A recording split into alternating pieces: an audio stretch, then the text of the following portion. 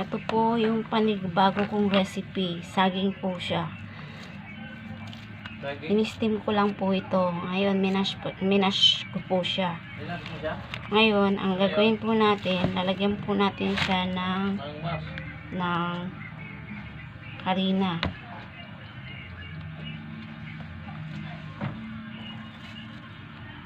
Yan po ang gagawin natin ngayon. Para pang merienda.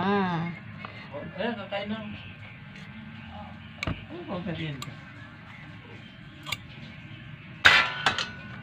Ang merienda po natin ito.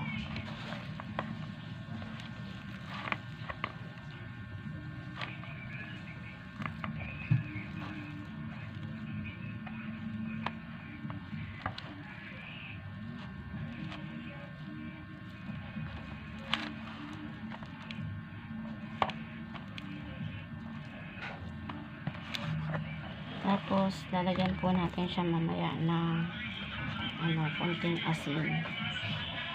Lagyan ko na po siya ng vanilla.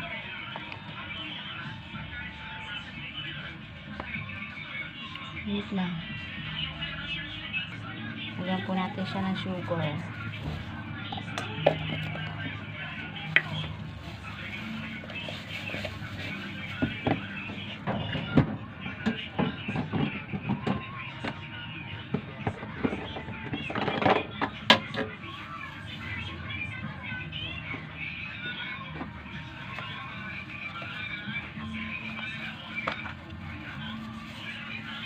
Tapos konting asin.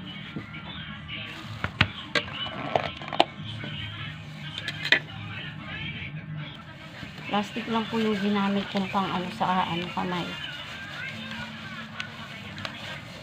Para ma-mash lang po siya. Manito yung saging.